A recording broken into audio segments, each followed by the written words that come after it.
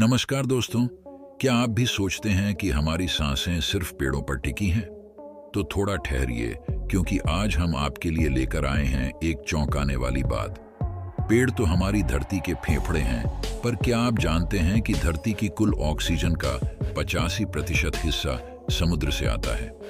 जी हाँ, पेड़ों के साथ साथ समुद्र भी हमारे असली हीरो हैं। तो चलिए जानते हैं क्यों समुद्र की सफाई भी उतनी ही जरूरी है जितनी पेड़ों को बचाना। आपने कभी सोचा है ये समुद्र हमें इतनी ऑक्सीजन देते कैसे हैं? इसका जवाब है फाइटोप्लैंक्टन।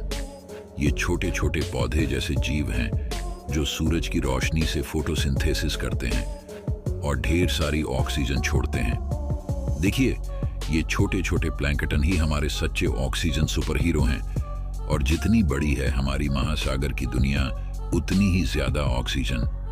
लेकिन अफसोस की बात यह है कि समुद्र में प्लास्टिक और कचरा भर गया है।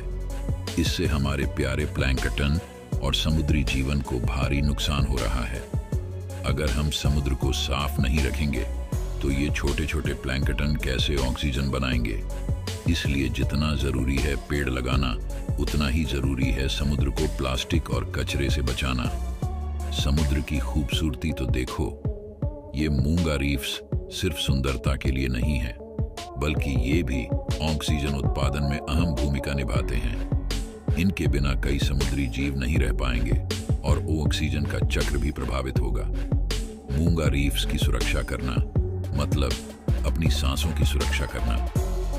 अब ये मत सोचिए कि पेड़ों की कोई अहमियत नहीं है। पेड़ और समुद्र दोनों मिलकर हमारे लिए ऑक्सीजन का बैलेंस बनाते हैं। ये दोनों हीरो हमें जीवन देते हैं, पेड़ धरती पर और समुद्र पानी में। तो क्यों ना हम इन दोनों को बचाएं?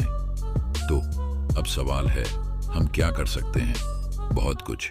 पेड़ लगाएं, पानी बचाएं और सबसे जरूरी, समुद्र में प्लास्टिक और कचरा न फेंकें। साफ समुद्र, तंदुरुस्त जीवन, ये हमारे हाथ में है। जब हम समुद्र को साफ रखते हैं तो हम अपनी ऑक्सीजन भी बचाते हैं। तो अगली बार जब आप किसी पेड़ को देखकर सांस लें, याद रखें इस सांस में समुद्र का भी बड़ा योगदान है। पेड़ों को बचाएं और समुद्र को भी। वीडियो अच्छा लगा हो तो लाइक और शेयर करें और चैनल सब्सक्राइब करना ना भूलें। और हाँ, पेड़ लगाओ, समुद्र बचाओ।